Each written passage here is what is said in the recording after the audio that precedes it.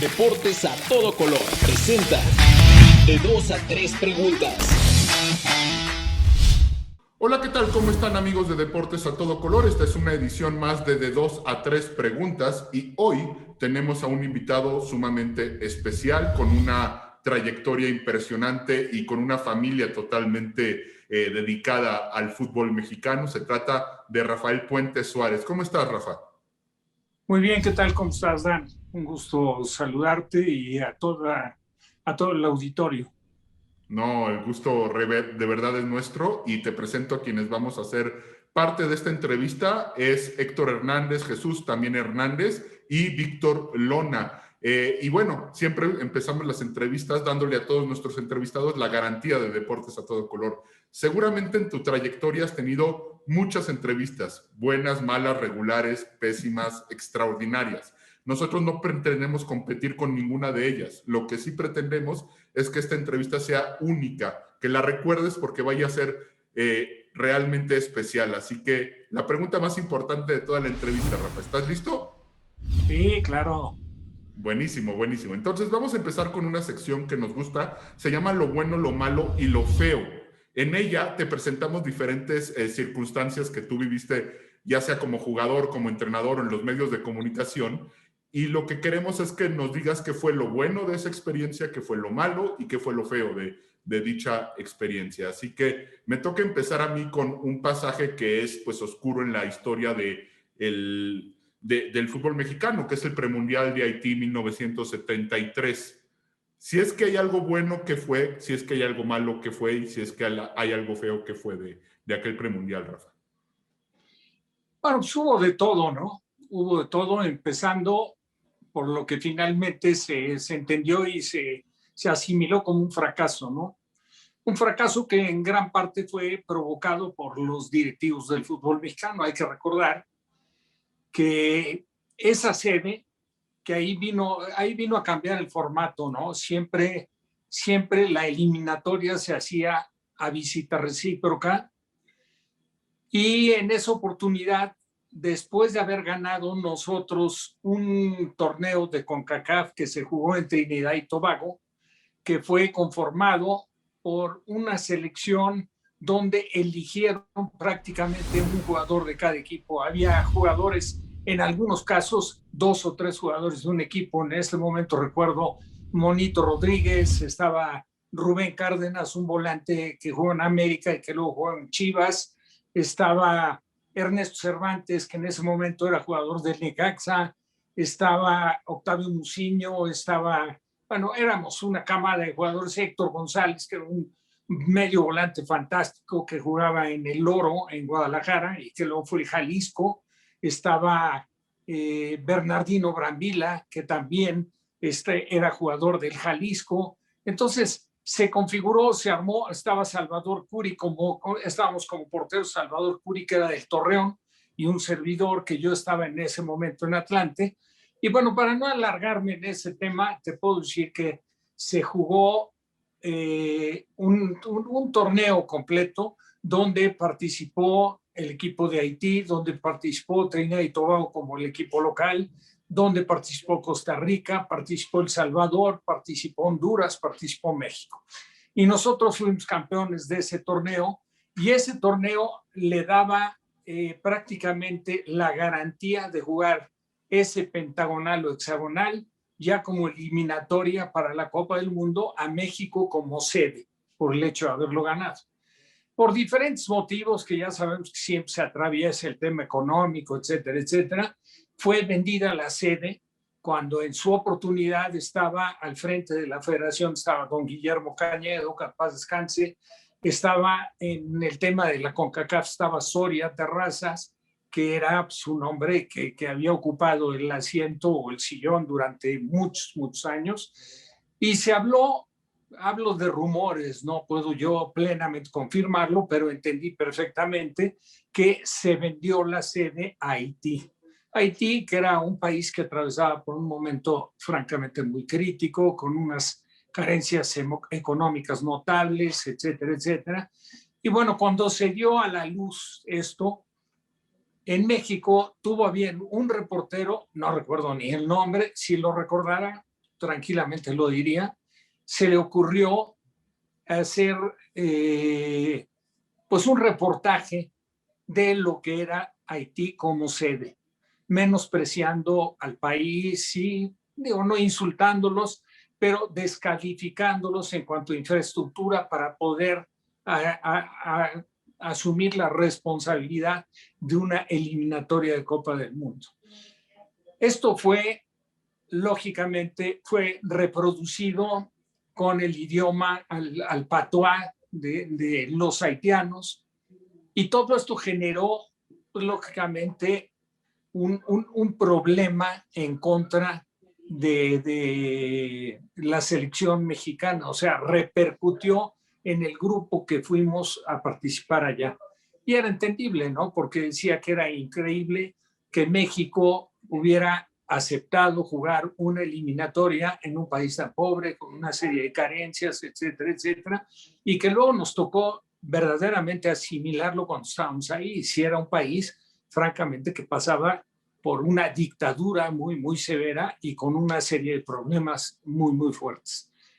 Pero se jugó, se hizo el trámite, vaya, antes de jugarse, cuando llegamos nosotros en avión a Haití, ya nos estaban esperando y luego había prácticamente una caravana de gente que salía donde sabían que iba a pasar el autobús que llevaba a la selección mexicana con destino al hotel donde quedamos concentrados, y pues toda esa gente pues estaba de alguna forma alimentada en contra de la representación mexicana.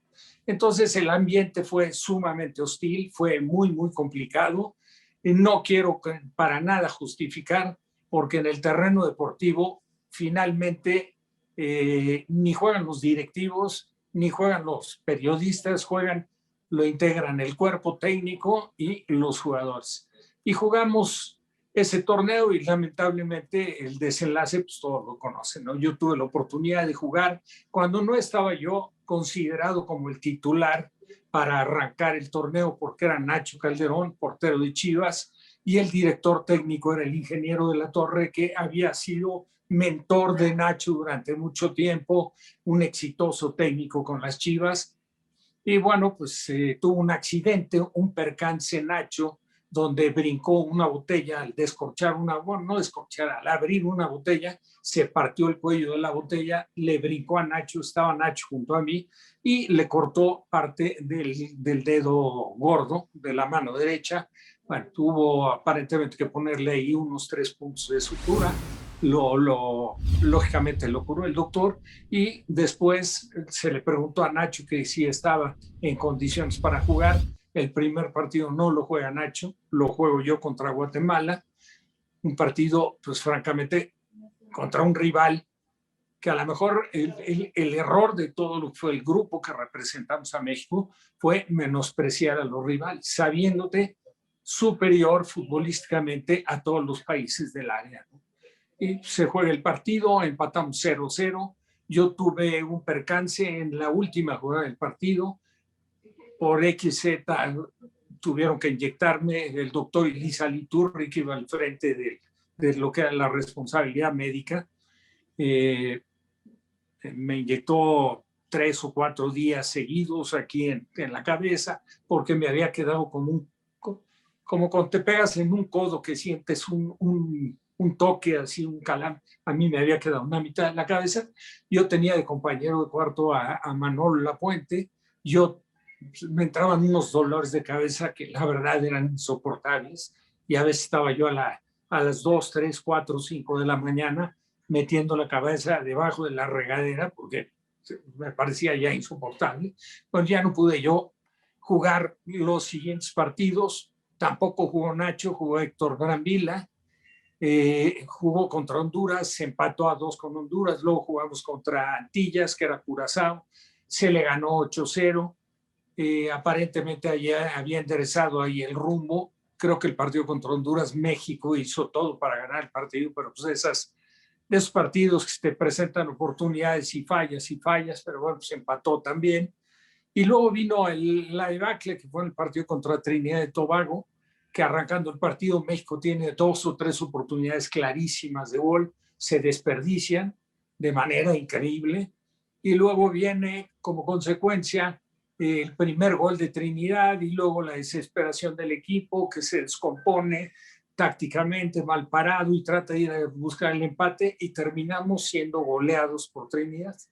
El último partido ya estaba resuelta la eliminatoria, ya estaba Haití calificado, era el anfitrión, venía invicto y jugamos, ese partido lo juega Nacho Calderón y le ganamos, si mal no recuerdo, 1-0 con un gol de Enrique Borja.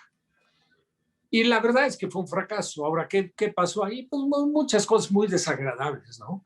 El ambiente era sumamente hostil. A nosotros, para entrenar, había una serie de dificultades.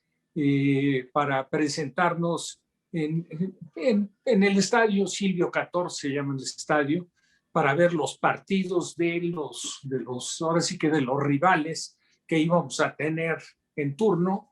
Íbamos al estadio y se juntaba la gente alrededor del camión, movían el camión como para intentar voltearlo y no les entendías mayor cosa, salvo algunas groserías que se ve que ya los habían leccionado y que sabían del idioma que hablábamos nosotros, pero la gente verdaderamente estaba en contra, ya más que apoyar, yo creo que a su equipo era en contra de México, y el objetivo era que México fracasara y terminaron consiguiendo el objetivo, ¿no? Lamentablemente quedamos fuera del Mundial y nos quedamos sin la oportunidad pues sí, del sueño, ¿no? Que teníamos todos en mente de poder jugar la Copa del Mundo, que sinceramente me parece que en calidad, en nivel futbolístico, México tenía de sobra para haber entrado en la competencia, ¿no? En la gran competencia, habiendo ganado el boleto en esa eliminatoria. El ambiente todavía se complicó más, nos hacían mucho vudú, ya sabes, le cortaban el cuello a una gallina, rodeaban afuera del vestidor de México con sangre, hacían una serie de cosas y rituales que acostumbran ahí en Haití, y casualmente se fueron presentando una serie de situaciones después de eso, ya no le dieron mucho seguimiento en nivel periodístico, pero casi todos los que viajamos tuvimos lesiones fuertes después de esa situación que nos tocó vivir. Y todavía para colmo de males, el regreso a México se hace muy atemorizados los directivos, entonces no permitieron que el avión, porque íbamos a ser recibidos por la afición que nos estaban esperando en el aeropuerto, seguramente para pues, decirnos hasta de lo que nos íbamos a morir, ¿no? Empezando por mentarnos la madre y todo lo correspondiente. Y desviaron el avión a una terminal alterna para que ahí nos recogieran. Estuvimos en desacuerdo la gran mayoría de los jugadores porque finalmente fuiste, fracasaste, pues sabes que regresas, das la cara y no pasa absolutamente nada. Yo creo que lo que correspondiera a eso. Pero pues así fue, lamentablemente, la historia de ti, ¿no? Un pésimo recuerdo, la verdad, un golpe fuerte, ¿no? En la carrera de todos los que integramos en ese momento la selección. Gracias, Rafa, por ser tan preciso y tan claro en todo lo que pasó. De hecho, nosotros entrevistamos ya hace algunos meses a Enrique Borja y él nos decía que le dio miedo, que entraba a la cancha con miedo, que nunca había sentido miedo en su carrera y que todas esas manifestaciones a él le daban miedo. Bueno, Enrique, perdón, te interrumpa, no sé si se los comentó, pero en uno de los partidos que nos llevaron, que justamente estaba jugando Haití, delante de mí había, lógicamente, haitianos, y había uno que festejaba los goles volteándose y me lo quería prácticamente metérmelo en la cara, el festejo. Entonces yo lo retiré un par de veces con la mano, diciéndole tratando de que me entendiera, ¿no? Que guardara postura, tranquilo, hasta que llegó un momento que prácticamente me salpicaba con saliva la cara y terminé yo violento, la verdad, descontándolo a este cuate. A mí estuvieron a punto de regresar, estaba Enrique junto a mí. Pero la verdad ya se volvía insoportable. Créeme que tampoco voy a justificar la reacción que yo tuve, pero fue en un momento donde después de hacerle con con insinuaciones, con amagues, que tuviera un poco de educación, de prudencia, etcétera. Y hay un momento que para mí fue insoportable y terminé reaccionando así, ¿no? Y como eso hubo infinidad de cosas. Enrique te pudo haber platicado que estando en el camión, bueno, Enrique terminaba prácticamente tirándose al piso porque pensaban que iba a pasar una tragedia ahí. O sea, eran, Sí, sí. no sé, te puedo decir que a lo mejor había 300 haitianos moviendo el camión, los zarandeaban de un lado para otro y nosotros estábamos adentro Wow. y no sabíamos de qué forma iban a reaccionar, ¿no? Fue la verdad, una experiencia sinceramente muy desagradable. Lo entiendo. Mi pregunta iba más por si te hubieras imaginado o te imaginaste alguna vez o alguna vez soñaste que hubiera sido jugar contra Johan Cruyff y aquella naranja mecánica el Mundial. Bueno, hubiera sido una maravilla. Digo, la verdad es que yo creo que a todos los que nos gusta el fútbol nos sorprendió y nos sorprendió gratamente porque nunca ni remotamente estaba considerado dentro de los favoritos. Y la verdad es que presentó un equipo que fue auténticamente una revolución para el fútbol. Yo creo que hay un antes y un después de la naranja mecánica y todas bajo la personalidad, el liderazgo, la clase, la categoría, el temperamento, lo físicamente atlético que era Johan Cruyff y plagados de una serie de compañeros, los Van de Kerkhoff, Johnny Rep. Yo diría que el único malito en ese equipo era el portero, que era John Glob, y que en gran parte por la falta de tener un portero que luego tuvo Holanda, porteros la verdad de gran nivel, hubiera conquistado la Copa del Mundo, ¿no? Pero Alemania también era una potencia, ¿no? Hubiera sido fantástico haber asistido ahí. De hecho, los haitianos terminaron por individualmente capitalizar su espacio dentro de la Copa del Mundo. Se quedó a jugar en el fútbol de Alemania, el portero que era Francillón, se apellidaba, y el número 10, que era muy buen jugador, Emmanuel Sanón. Esos dos jugadores que tuvieron la oportunidad de participar con Haití, bueno, pues les alcanzó como para quedarse y colocarse en el fútbol alemán. Esa es una gran anécdota. Rafa, ¿qué tal? Te saluda con mucho gusto Héctor Hernández. ¿Cómo estás? Bien, Qué bueno. ahora Ahora, sí que nombre y apellido de fútbol, ¿eh? sí, sí, Tuve la sí. oportunidad de jugar contra él, de Héctor Hernández, no sé si hay algún parentesco tuyo con él, luego hubo otro Héctor Hernández, pero Héctor Hernández, el de las Chivas, y que, bueno, primero empezó en el Oro, luego pasó a Chivas, tuvo su gran momento en Chivas, y luego terminó su carrera, si mal no recuerdo, jugando con los Jabatos del Nuevo León, falleció en un accidente automovilístico, fantástico centro delantero, de lo mejor que yo he visto en la historia del fútbol mexicano como centro delantero. Sí, sí, de hecho mi abuelo le iba a las Chivas y por eso le puso así a mi papá y bueno, mi papá repitió el nombre, pero sí, sí va por ahí. Pues Ahora, muy bien. lo bueno, lo malo y lo feo, Rafa, de tu etapa en la dirección técnica con Ricardo Lavolpe en ese Atlante de finales de los 80. Bueno, yo te podría decir que lo bueno es haber conseguido en ese momento darle principalmente a los atlantistas, a los seguidores atlantistas, el equipo que en mi opinión desplegó pero con mucho el mejor fútbol, ¿no? Era un fútbol, la verdad, pleno, era un fútbol muy propositivo, muy de ir al frente, de ir a buscar el resultado.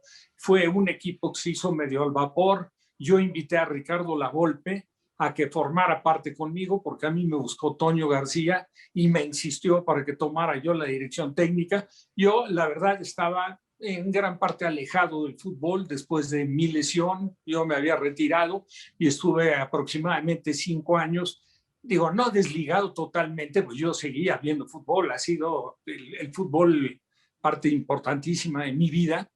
Entonces lo seguía, pero como aficionado, dejé de asistir a campos de entrenamiento. Entonces todo va evolucionando. Y cuando a mí Toño me dice que a lo mejor Toño se respaldaba en los análisis que yo hacía, de los diferentes partidos. Yo estaba trabajando para Imevisión y hacía generalmente todos los domingos el análisis del partido de la Liga Italiana.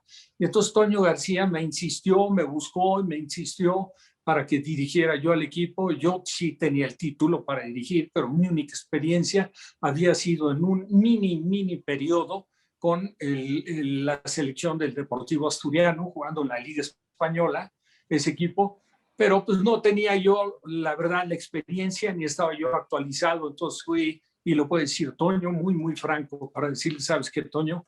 Digo, yo encantado de la vida le entro, pero pues aquí hay que trabajar con alguien que esté familiarizado con el día a día, en todo lo que ha sido la evolución en el trabajo físico-atlético, en el desarrollo, ¿no?, de los equipos. Y de ahí surgieron una serie de nombres, unos propuestos por Toño. Yo fui descartándolos y no tengo ningún empacho en decirlo porque lo platiqué con ellos de frente: el Pescado Portugal, Jesús del Muro, el Ratón Ayala, hasta que yo había, aunque nunca coincidí en Atlante como jugador con Ricardo Lavolpe, porque cuando Ricardo viene al Atlante yo ya me había retirado. Yo me retiré en 1976 y en 74 había pasado a América. Bueno,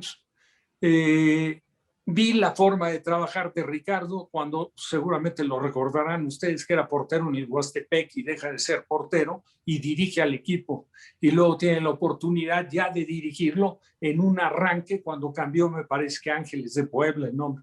Hizo vaya, a mí me agradaba, ¿no? Y creo que coincidía yo mucho con la forma de ver el fútbol de Ricardo. Tuve algún acercamiento con Ricardo, etcétera, a través de Carlos Hurtado. Carlos Hurtado, aunque nunca entró en la negociación de ningún tipo, ni de jugador, ni en el caso de la contratación de Ricardo, porque fui yo directamente el que a Toño García le dije: oye, pues, ¿sabes qué? Con Ricardo Lavolpe, para hacer una mancuerna, ahí no había auxiliar, ahí los dos teníamos exactamente el mismo contrato, y lo digo porque el contrato, y ahí me puede desmentir Toño García, el contrato lo firmé yo. Toño García ni siquiera aceptó que Ricardo se sentara en la mesa. Entonces el contrato, exactamente bajo las mismas condiciones, lo hicimos Ricardo y yo. Y trabajamos y armamos un equipo entre lo que era, seguramente lo deben de recordar, lo que quedaba del NESA y del Atlante. Y de ahí nos llevamos, entre otros, a Paco Ramírez, nos llevamos al super zurdo Leiva, que era el centro delantero cordobés, argentino, nos llevamos a González China, que ni siquiera creo que había debutado, y que la primera vez que lo vimos jugar con Ricardo coincidimos que tenía un potencial fantástico. Y bueno, ahí se armó un equipo que fue un equipo, la verdad, que me parece que le llenó el ojo y le agradó mucho y provocó mucho el regreso de la afición atlantista. Jugábamos en el estadio Azulgrana, que luego fue el Estadio Azul y anteriormente había sido la Ciudad de los Deportes. Y bueno, pues la verdad es que hicimos una gran campaña que nos arrebató el primer lugar.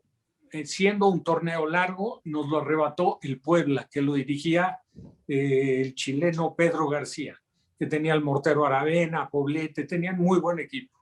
Nos ganaron el único partido que perdimos en el Estadio Azul y Grana, actualmente, bueno, ya no es Azul tampoco. Perdimos un partido y fue con un gol de tiro libre el Mortero Aravena, y luego prácticamente se nos fue el primer lugar de la clasificación general en el empate que tuvimos en Puebla, en el Cuauhtémoc. Empatamos a 1 y en los 2 últimos o 3 últimos minutos falló Ingrau, un defensa central argentino que lo había traído Atlante de Independiente, que jugaba la pareja de centrales con Regias. Falló un penal y quedamos 1-1. Entonces llegamos a jugar lo que fue una liguilla que se dividió en 2 grupos, etcétera. Pero bueno, fue la verdad una experiencia bastante interesante, donde obviamente ya estaba yo consciente de la capacidad de Ricardo Lavolpe, y ahí tuve la oportunidad en el día a día, pues, de darme cuenta de que es sinceramente un hombre que sabe mucho de fútbol, que a lo mejor tiene un estilo no muy del agrado de todos, hubo algunas diferencias, pero nada que no se pudiera corregir. Hicimos, creo que, un estupendo trabajo y lamentablemente no lo pudimos coronar. Estuvimos metidos en la liguilla, etcétera. Y luego se fue primero Ricardo, se fue a Chivas, el Atlante se lo llevó Toño a Querétaro, estuvimos jugando en Querétaro, yo llevé a Miguel Ángel Gamboa, el chileno extremo izquierdo que había jugado y figura en el América, fue como auxiliar mío, nos fue francamente mal, todo se hizo al vapor, estaban totalmente inconformes los jugadores de irse a vivir aquí a Querétaro, el equipo entrenaba en México y jugaba en Querétaro. Y ahí vino el desenlace y entonces vino el cese mío y se terminó un poco la relación, incluso hasta con Ricardo, ¿no? Luego tuvimos algunas diferencias, pero pues, en el andar de la vida nos hemos vuelto a encontrar sentados en una mesa de análisis, platicando, en ocasiones recordando todas las anécdotas que nos tocó vivir, pero pues eso, así fue más o menos ese espacio con Ricardo Lavolpe en Atlante. Y lo dices bien, ¿no? Esa temporada 88-89 ustedes quedan segundo del grupo 2 y luego segundo de la tabla general. Y aquí mi pregunta es, Rafa, para ti, ¿cuál es el formato que tendría que tener el fútbol mexicano para que fuera mucho más justo deportivamente hablando? Porque tú lo dices, ¿no? El Puebla fue el mejor equipo de esa temporada y la final acabó siendo América Cruz Azul. Entonces, sí. ¿Qué formato pondrías tú si fueras un dirigente, si tuvieras esa capacidad para que fuera más parejo deportivamente y subiera el nivel? No hay vuelta de hoja. O sea, el formato tendría que ser un torneo largo, visita recíproca, y el que haga más puntos es el campeón. O sea, no hay más justicia que eso. Lo demás es tratar de buscarle un negocio adicional al fútbol, y es lo que han ido buscando. Primero vinieron los famosos enfrentamientos de liguillas donde entraban 4. Me acuerdo de aquel América Toluca, que termina siendo campeón América, si mal no recuerdo. Hubo alguno también cuando el desenlace que le gana Cruz Azul al América, que le hace 4 goles Cruz Azul, me acuerdo. Bueno, ponen el tema de la liguilla. Históricamente en el fútbol se jugó un solo torneo, eran 16 equipos, luego lo aumentaron a 18, llegaron a ponerlo en 20, y yo creo que todo eso se ha venido deformando. Luego vino lo del tema de los torneos cortos, aparentemente copiando un modelo de torneo en Argentina, en Sudamérica, que para los argentinos les venía de maravilla, porque realmente los equipos son fábrica de jugadores, y para ellos el tener 2 periodos de venta en el año pues, les representaba la posibilidad de hacerse más dinero a mitad de temporada, independientemente de lo que pudieran rescatar de entradas o si había derechos de transmisión, etcétera, etcétera. Pero no habría nada más justo que un torneo que se jugara a visita recíproca y el que hizo más puntos es el campeón. El sistema del fútbol mexicano, la verdad cuesta decirlo, hay a quien le encanta la liguilla, a mí en lo personal me parece que de alguna forma ha sido fomentar la mediocridad en el fútbol. Un equipo que termina con 12, 15, 16, 18 puntos menos, entra y tiene las mismas posibilidades de campeonar que el que vino marcando la pauta durante todo el torneo. Totalmente de acuerdo contigo, Rafa. ¿Qué tal? Te saluda Víctor Lona. Hola, y ya Víctor. mucho gusto, Rafa. Y ya para el siguiente... ¿No es nada de Pancho Lona? No, lamentablemente no. Pero no los conozco, son los dueños de Coconal. Se dedican a hacer carreteras, pero bueno, es que no es muy común el apellido, por eso te lo comentaba, te preguntaba. Exactamente, de hecho no es para nada común. Pero bueno, Rafa, regresando de lo bueno, lo malo y lo feo, ¿qué nos puedes contar acerca de tu etapa ya en medios de comunicación en Deporte B? Bueno, Deporte B, en realidad yo entré un poco por obra de la casualidad. Yo después de retirado del fútbol, que lo primero que hice fue trabajar con un exjugador que me buscó, argentino a él, es más, fue uno de los testigos de mi boda, Carlos Chavaño, con una trayectoria larga en México. Como jugador, bueno, jugó en Atlas, jugó en Atlante, jugó en Celaya, luego se fue a jugar a El Salvador, luego regresó, trabajó en México en otro tipo, en otras áreas ya ajenas al fútbol. Y cuando yo regreso de Argentina a intentar recuperarme, que me fui a operar y estuve 10 meses en Argentina y dije, bueno, ya se terminó esto, me buscó y ahí entramos entré a colaborar con él en una empresa de mucho prestigio, una empresa muy sólida, que era Grolier, actualmente creo que desapareció, que era venta de libros, de enciclopedias, y se armaban paquetes, ¿no? Paquetes educativos para diferentes edades, y trabajando en eso, en alguna oportunidad me buscaron más bien llegué a ofrecer parte del producto que vendía a una agencia distribuidora Ford. Me ofrecieron trabajo en Ford, empecé a trabajar en Ford.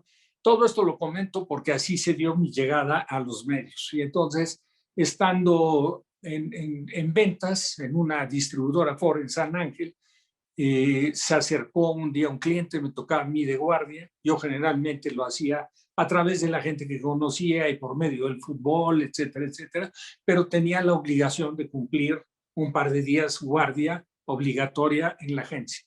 Entonces cayó un cliente y ese cliente tenía, de casualidad, tenía, no sé, 30 estaciones de radio. Y con el yerno que venía, el yerno me identificó y entonces le dijo al señor, no, ¿sabe qué? Fulano es Rafael Puente, portero del Atlante, jugó en el América, en la selección, etcétera, etcétera. Bueno, pues ahí estuvimos platicando, yo les vendí un coche, me invitaron a un programa que hacían don Fernando Marcos, que en paz descanse, y Jacobo Moret, que se llamaba Polémica, que era un programa, pues la verdad, muy, muy interesante, con muy buena dinámica y con mucha profundidad en diferentes temas, en economía, en política. Era gente, la verdad, muy preparada, muy culta. Y bueno, pues a mí me invitaron, estuvimos platicando. Yo a don Fernando lo conocía por todas las giras que había tenido yo con selección, que era siempre de los periodistas que acompañaban a la delegación mexicana en los diferentes torneos internacionales. Entonces estuve con ellos ahí platicando y Jacobo Moret me insinuó que si no tenía yo pensado hacer una carrera en los medios. Y bueno, todo terminó ahí, agradecí, tuvieron un detalle, un presente por haberme presentado ahí en la calle de Bartolache a hacer un programa de radio.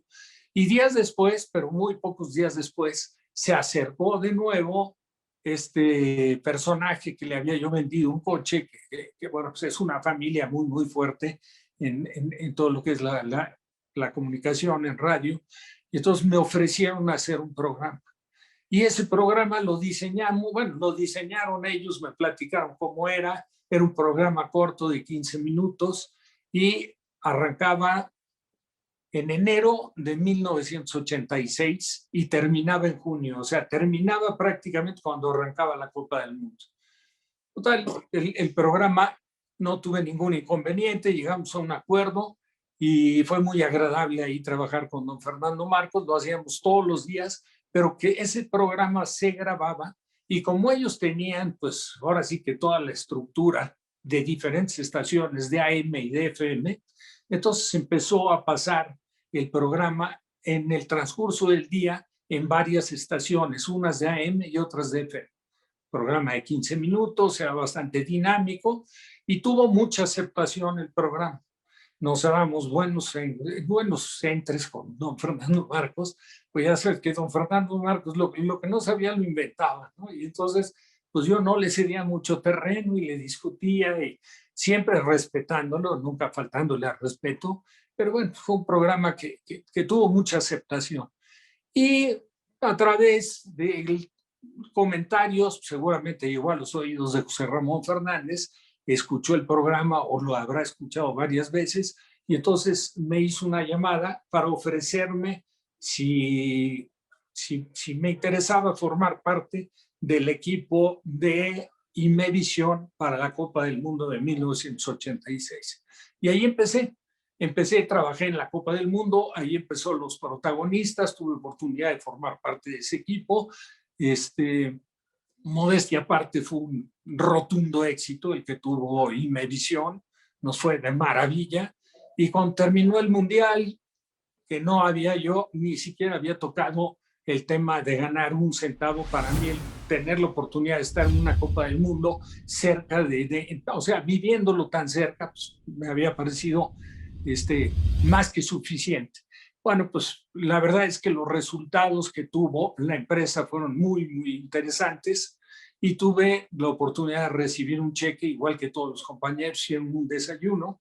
Terminando el desayuno, el director, que era el ingeniero Marentes, me dijo que si me esperaba, y ya después de que se fueron retirando todos, nos quedamos José Ramón, el ingeniero Marentes y un servidor, y ahí me ofreció, me dijo, nos gustaría, la verdad, que si quisiera trabajar con nosotros en los partidos de la Liga Italiana, y ahí empecé pues una carrera en los medios, una carrera que se ha alargado y que bendito sea Dios, todavía continúa.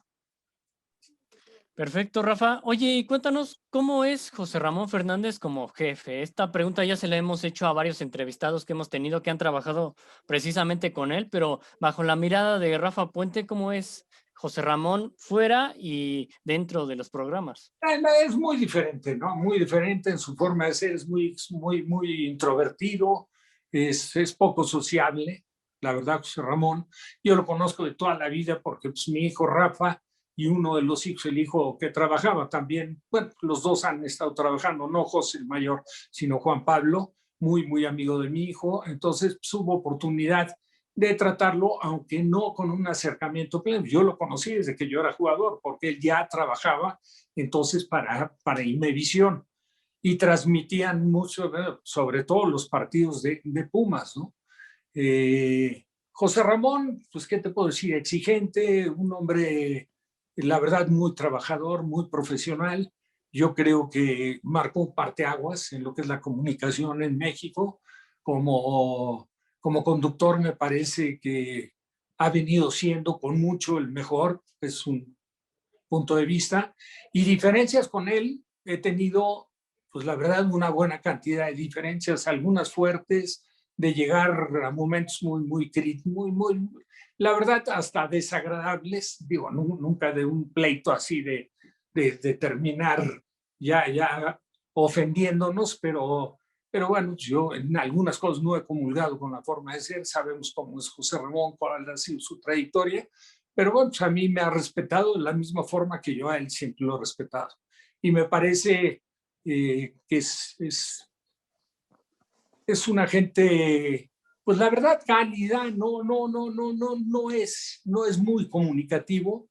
Él prácticamente ha hecho de su vida como si fuera un apostolado en los medios, ¿no? Se ha dedicado yo les puedo decir a ustedes que no solo en Imevisión TV Azteca, sino también ahora en ESPN, pues es un hombre que llega y a lo mejor está desde las 10:30, 11 de la mañana y está hasta que termine el programa de Picante a las 12 de la noche. Regularmente come ahí en las instalaciones. Entonces, pues, ha entregado su vida a todo lo que es la comunicación y creo que ha sido el formador de muchos, ¿no? Hay cualquier cantidad de gente que trabaja ahora ya en diferentes medios, pero en la comunicación siempre, que ha estado bajo la tutela de José Ramón y la verdad, la orientación y la guía de él. ¿Qué tal, Rafa? ¿Cómo estás? Te saluda Jesús Hernández y mucho gusto y muchas gracias por estar aquí platicando con nosotros. Ahora quisiera preguntarte lo bueno, lo malo y lo feo, pero de los capitanes. Bueno, yo creo que como todos los programas, ¿no? Tiene cosas interesantes. Yo ahora lo extraño muchísimo, ¿no? A mí en lo personal me encantaba ese programa, porque no era únicamente de fútbol, ¿no? Tocas diversos temas. A mí, por ejemplo, me encanta la mayoría de los deportes. Algo de lo que nunca se toca en ESPN, que es el tema taurino. Yo siempre he sido muy taurino, me encantan los toros. El automovilismo me encanta. Mi padre fue corredor profesional en México, fue campeón nacional 3 o 4 años. Entonces, El programa de capitanes pues tiene pues, un programa interesante, ¿no? Yo diría que fue de los programas que pegaron desde el inicio, ¿no? Desde el inicio, la gente estaba más acostumbrada bueno, no tanto a los programas de la noche, porque ya en TV Azteca teníamos el programa de protagonistas que se hacía a mediodía, ¿no? Lo hacíamos a mediodía y más o menos en el mismo horario. Y yo creo que un poco pensando en el éxito que tuvo ese programa, fue que despertó el interés para estructurar y armar un programa. Yo no intervine en lo absoluto para nada en la designación de nadie. A mí simple y sencillamente me dijeron un día, oye, ¿sabes qué? Vamos a firmar unos promos para un nuevo programa que se va a hacer, que es el nombre de los capitanes. Entonces ahí hicimos los promos y desde el primer día, pues la verdad es que encontramos una armonía de trabajo, la verdad, pues muy interesante, ¿no? Sí polémica, pero siempre con un respeto, y entonces el hecho, insisto y repito, de que se toquen varios tópicos, no únicamente de fútbol, pues resulta todavía más interesante, ¿no? Más completo el programa. Sin comparar una cosa con la otra, ¿no? El programa estelar de ESPN ha sido y sigue siendo Fútbol Picante. Oye, Rafa, ¿y cómo designan los productores las mesas de debate? ¿Quién va con quién? ¿Por afinidad o por turnos? No, mira, yo nunca en mi vida, en donde he trabajado, que trabajé, te repito, en lo que fue Imevisión, luego fue TV Azteca, tuve un periodo muy corto en MBC, Multivisión, con Alfredo Domínguez Muro, y el tiempo que llevo trabajando, que ya son 15 años, en ESPN. Nunca me he metido en lo absoluto para ver la designación. Yo simplemente me dedico a esperar que armen el schedule, y ahí me entero yo de lo que me toca, cuáles son los compromisos, con quién toca. Nunca he puesto el mínimo reparo en alguien que a lo mejor fuera de lo que sean micrófonos, a lo mejor puedo o he tenido diferencias con él. No me siento para nada con la autoridad como para decir, oye, yo con este no me voy a sentar. Entonces lo dejo de lado. Para mí es el día a día y lo veo, pues la verdad, con el gusto de sentarme, hablar principalmente de algo que me encanta, que es el fútbol, y si el tema da para discutir y a veces acalorarse, pues sí, soy bastante apasionado y soy de mecha corta, y lo reconozco, pero nunca faltando el respeto. O sea, y escuchando que cada quien tenga sus puntos de vista. En la vida aceptaría yo que me metiera en línea y decir, ¿sabes qué? Esto se tiene que hacer así, así, y si no lo haces así, no, ¿sabes qué? Prefiero no sentarme. Siempre he tenido libertad de expresión, he dicho lo que yo siento, lo que yo pienso, y lo digo según me nace.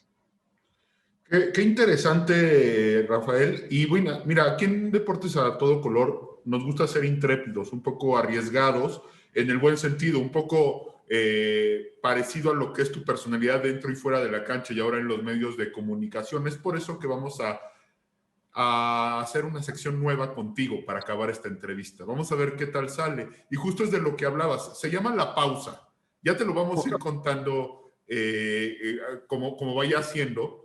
Y nada más nos gustaría que nos contaras qué pasó después de que se mandó a pausa o este tipo de cosas, porque han habido varias ocasiones en que la verdad han sido momentos para nosotros memorables participando tú en programas de ESPN.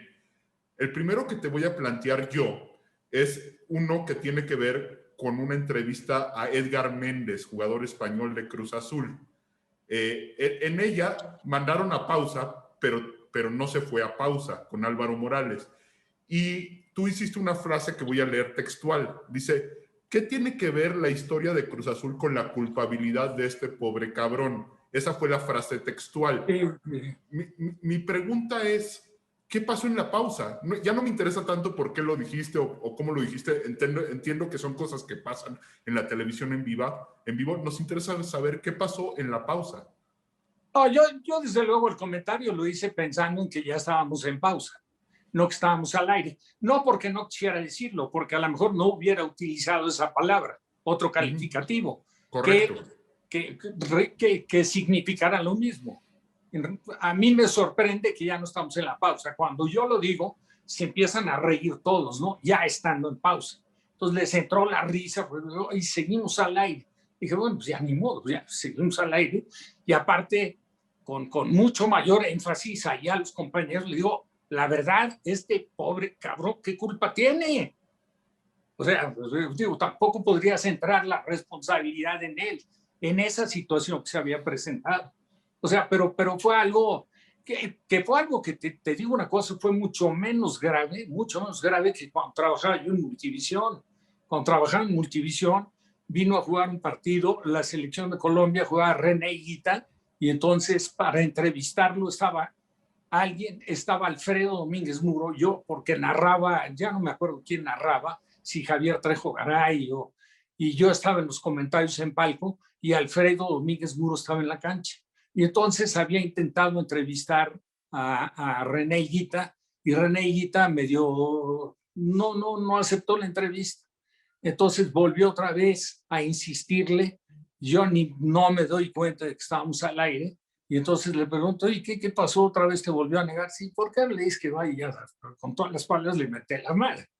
Entonces eso fue, ni cuenta me di en ese momento, pues nunca pensé que estábamos al aire, porque sí me parece que no es lo correcto, ¿no? Que de repente te dirijas de una forma tan soez.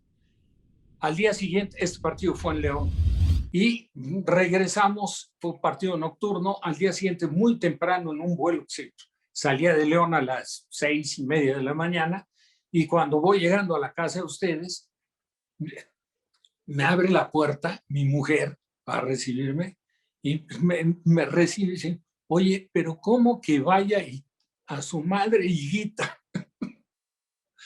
Entonces, yo me pareció increíble, y le digo, oye, ¿qué lo escuché? Pero perfecto. Pensé que me iban a suspender, porque tú sabes que cuando impulse, y ahora ya no pasa nada, porque ya lo veo con bastante frecuencia, y ahora hay incluso algunos programas que sí considero que se exceden, ¿no? Digo, con gente pues digo, que se le da bien eso, ¿no? Hay a quien le queda bien ser mal hablado, etcétera, etcétera, pero como que no es lo correcto, sobre todo, mucho menos en programas deportivos, porque sabes que debe de haber la atención de muchos niños, ¿no? Pero así me pasó. Entonces, eso que me pasó ahí, te digo la verdad, fue sin querer. Es muy diferente a cuando te enfrascas en una discusión fuerte, que yo las he tenido, por ejemplo, con David Faitelson, digo, un día que a mí me terminó, seguramente yo lo he sacado de quicio también a él, pero él terminó sacándome de quicio. Le dije, para mí tú en el fútbol eres exactamente lo mismo que los gringos en los toros. Entonces él se molestó, se sintió agredido, se agravó la discusión, fuimos a una pausa, y la verdad estuvimos cerca de llegar a los golpes, es la verdad, estuvimos cerca. Afortunadamente no se dio. Cuando regresamos, entonces volvimos a tener una diferencia, y al aire yo a José Ramón le dije, bueno, no le dije nada, me levanté y le dije, ya me voy. ¿Cómo? No, ¿por qué te vas? Y José Ramón, con su estilo, dije, pues ya, la verdad ya me cansó este maestro de estar escuchando sus comentarios. Pleitos así, afortunadamente no ha sido con frecuencia, pero lo que sí les puedo decir es que todas las discusiones, todas, en las que he estado presente, no necesariamente participando yo, por ejemplo, la de Ricardo Peláez con Carlos Reynoso, la de Ricardo Peláez con David Faitelson, ya trabajando, en algunos invitado, Ricardo, en otras ya colaborando, siendo parte del grupo de comentaristas de ESPN, han sido auténticas. O sea, ninguna ha sido prefabricada. Y sí, claro, cuando ya vas a pausa, si tú no estás involucrado en el tema, pues lógicamente, como cualquier gente pensante, tratas de serenar las cosas, no, ya tranquilos, no pasa nada. Pero sí se han dado unos cuantos fuertes. Y justo esa íbamos, Rafa, y la voy a leer rapidísimo para refrescar un poco la memoria. te acordarás muchísimo mejor que nosotros. Suelta la sopa. Miguel Herrera negoció su llegada a la América pidiendo a cambio que tú te fueras del América. Tan sencillo como eso.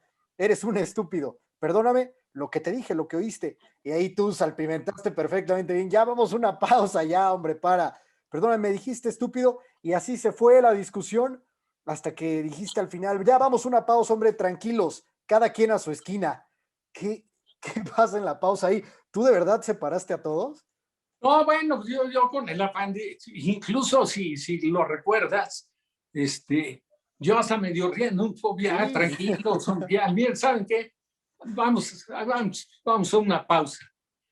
Y entonces, cuando entramos a la pausa, digo, ¿y por qué en lugar de discutir, no abrevian, se paran y se dan un pero de cotorreo, ¿me entiendes? O sea, no con el afán de que se pelearan. Por supuesto, si se levanta uno con la intención de irse encima al otro, si lo tienes junto, lo detienes, ¿no?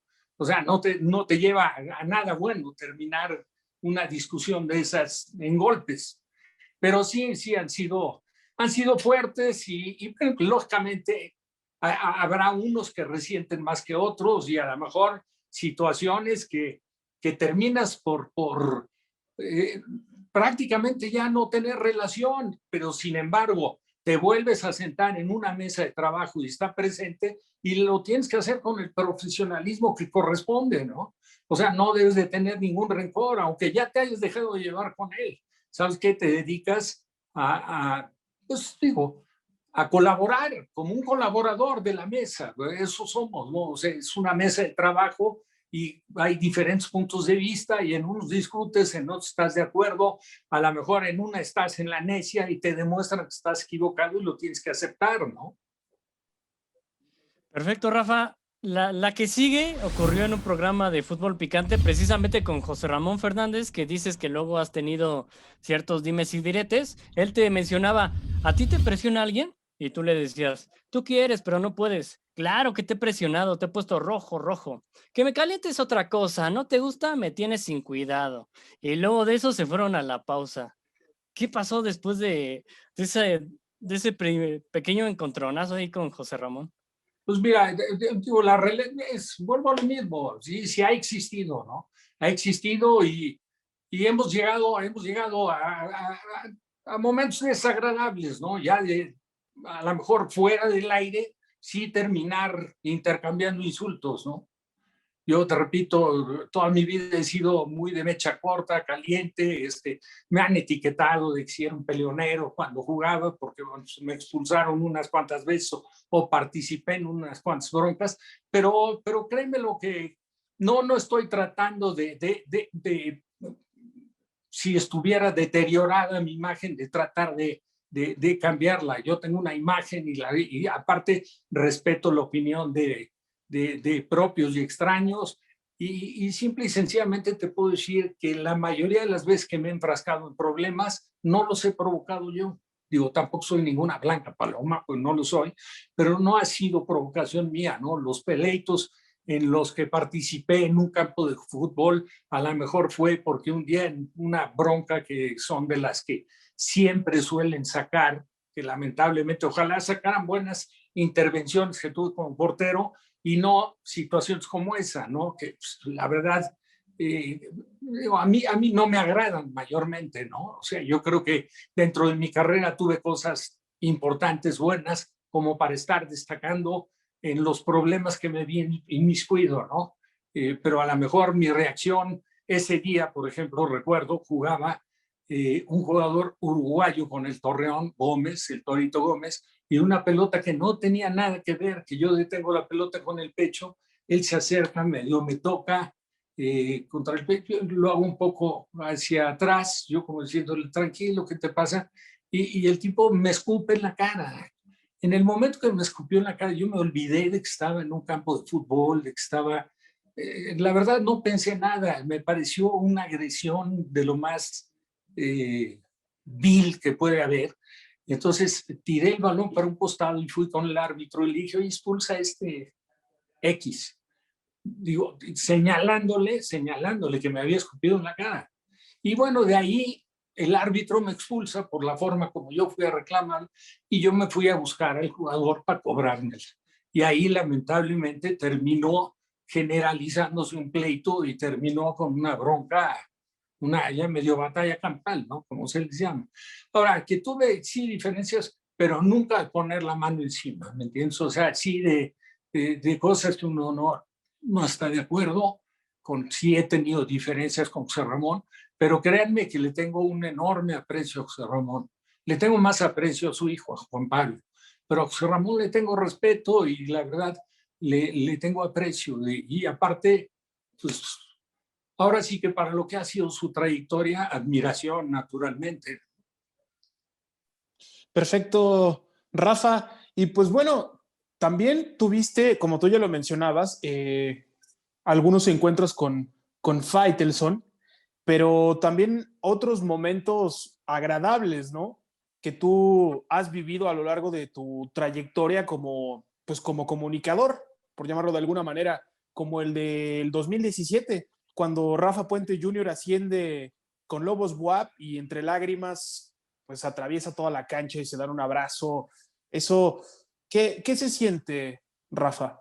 Bueno, lo dije en su momento y lo puedo repetir ahora y lo repetiré toda mi vida. Para mí, en lo que ha sido mi trayectoria dentro del deporte, es la satisfacción más grande que he tenido. O sea, ese momento